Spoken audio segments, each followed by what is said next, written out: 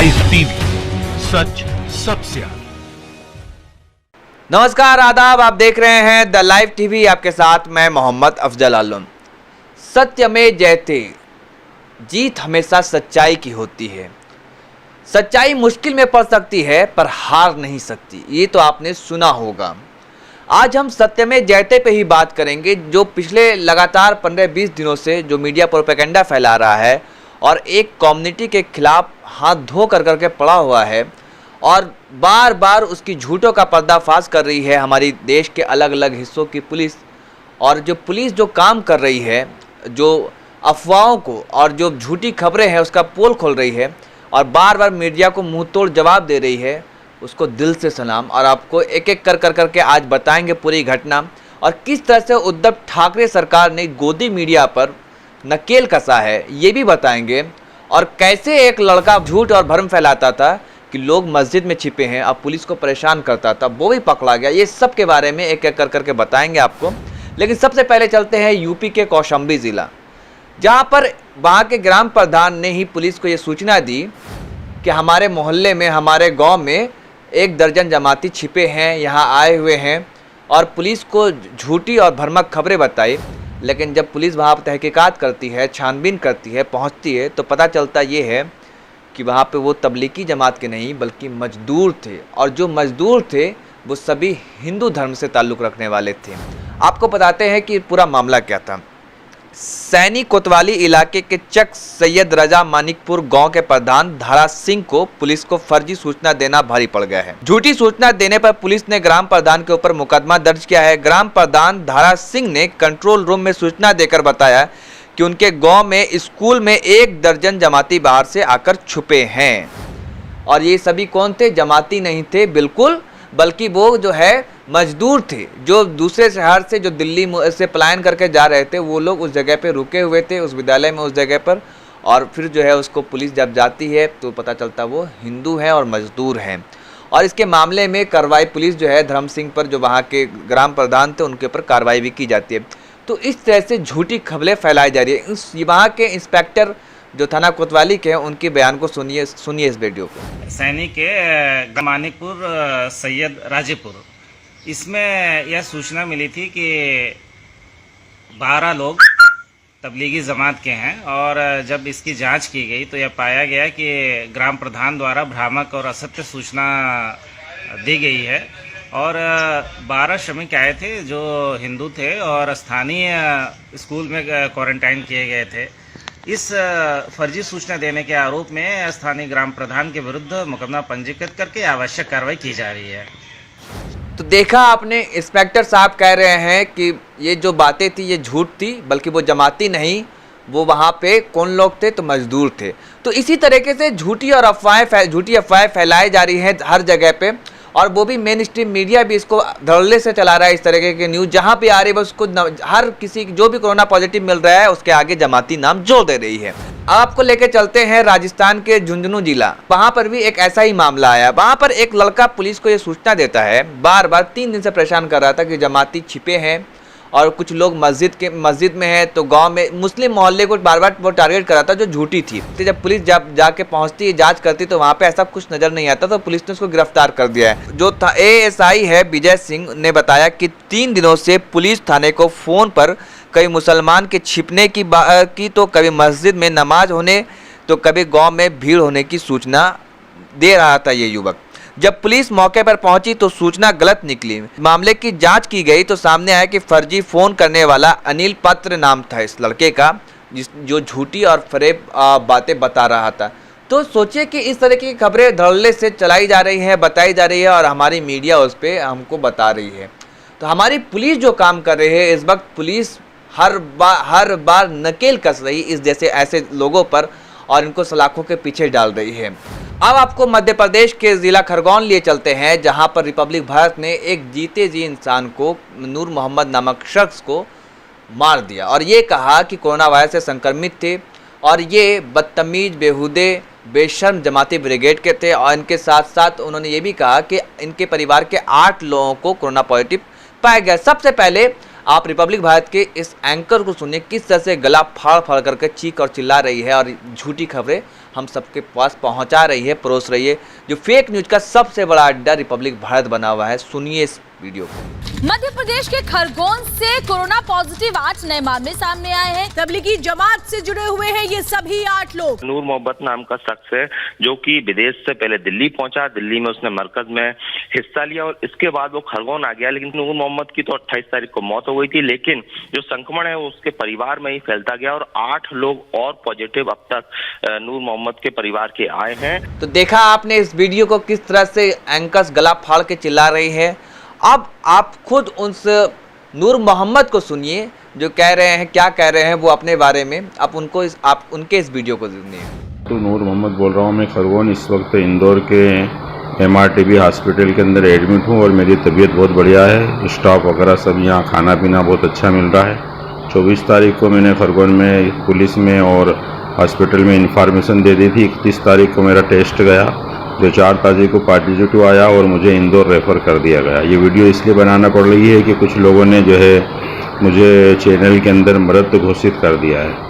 हालांकि मैं जो है वो जीवित हूँ और बहुत बढ़िया इलाज चल रहा है और मैं पहले से बहुत अच्छा हूँ, तंदुरुस्त हूँ, कोई दिक्कत नहीं किसी। तो आपने देखा कि नूर मोहम्मद अभी जिंदा हैं। अब वो खुद बयानी कर रहे हैं। क्या कह रहे हैं आपने सुना कि हमें कहा गया कि बताया गया कि हम मर गए हैं लेकिन हम जिंदा हैं। अब आपको सिलसिलेवार ढंग से इस पूरी घटना के बारे में घटनाक्रम बताते हैं कि क्या मामला था और क्यों रिपब्लिक भारत जो हमेशा फेक न्यूज फैलाता है और अभी एक ट्रेंड सा चल गया है, कोई भी कोरोना पॉजिटिव पाया गया उसको जमात से जोड़ दो, बस सबसे अच्छा यही है अपना रोटी सेकने का।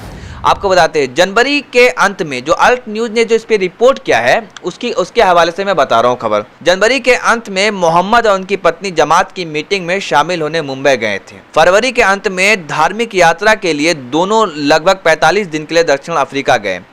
19 मार्च को नूर मोहम्मद और उनकी पत्नी दक्षिण अफ्रीका से दिल्ली आए। 20 मार्च को दोनों ने पूरा दिन दिल्ली में बिताया और मरकज में शामिल होने निजामुद्दीन गए। रात को इंदौर के लिए ट्रेन पकड़ी। मोहम्मद ने हमें बताया कि यात्रा के दौरान उन्हें खुद को बीमार महसूस किया। 21 मार्च को दोनों दोपहर को इंदौर पहुंचे और 3 घंटे बस से चलकर खरगोन जिला पहुंचे। 22 मार्च नूर मोहम्मद ने हल्की फुल्की बुखार महसूस किया। उनके भतीजे यासिर ने हमें बताया कि उन्हें हल्की खांसी भी आ रही थी। मोहम्मद एक फिजिशियन के पास गए, उन्हें बुखार की दवा दी। 24 मार्च स्वास्थ्य अधिकारी ने मोहम्मद के घर का दौरा किया। जांच में परिवार के किसी सदस्य का तापमान सामान्य से ज्यादा नहीं पाया गया। मोहम्मद के सेल्फ क्वारंटाइन में रहने को कहा गया। 31 मार्च निजामुद्दीन को कोविड-19 हॉटस्पॉट घोषित किया गया था। समाचार आने के बाद मोहम्मद और उनकी पत्नी सहित जिला अस्पताल पहुंचे। वहां जांच के लिए सैंपल दिया और उन्हें भर्ती कर लिया गया। 4 अप्रैल को रिपोर्ट आता है। मोहम्मद की जांच रिपोर्ट में पॉजिटिव और उनकी पत्नी की नेगेटिव पाई जाती है।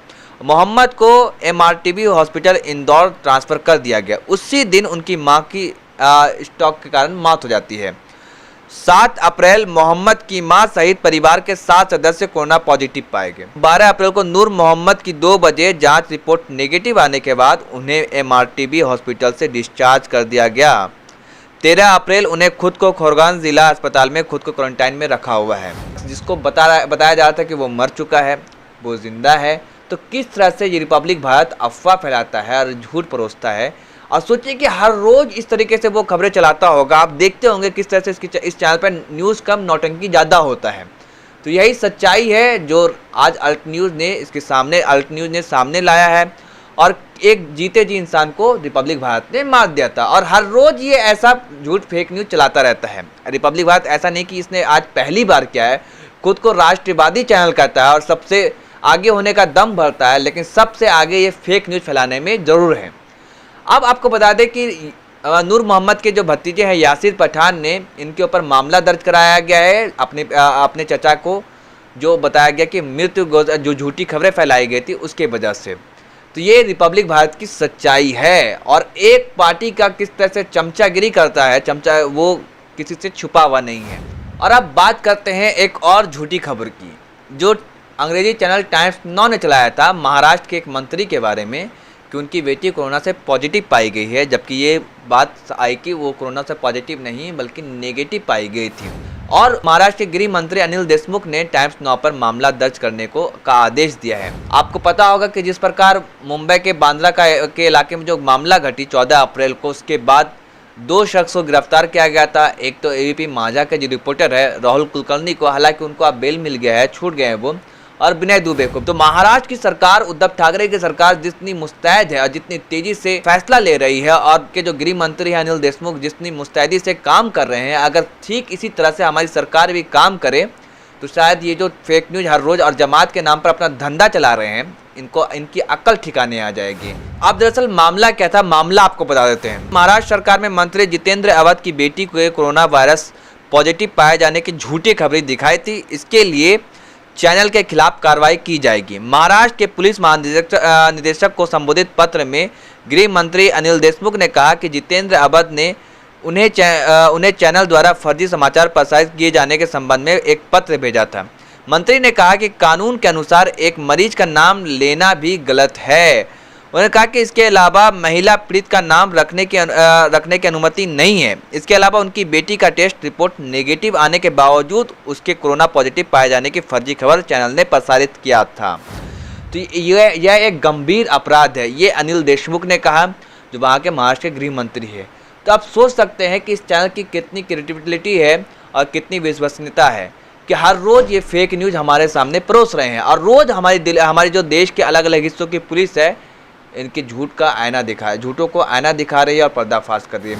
आपको एक बात याद होगी, जब जिस प्रकार जितनी तेज़ी से फेक न्यूज़ फैलाया जा रहा था, तब महाराष्ट्र के मुख्यमंत्री उद्धव ठाकरे ने एक बात कही थी कि हम कोरोना वायरस से तो लोगों को बचा लेंगे, लेकिन फेक न्यूज़ वाले को बख्शेंगे नहीं, फेक न्यूज़ फैलाने वाले को बख्शेंगे नहीं। उन्होंने ये बात कही थी, और जैसा उन्होंने कहा वैसा वो कर भी रहे हैं, और उनकी सरकार मुस्तैद भी दिखाई दे रही है, और अलग एक के बाद एक वो फेक न्यूज़ फैलाने वाले पर डंडे बरसा रही है।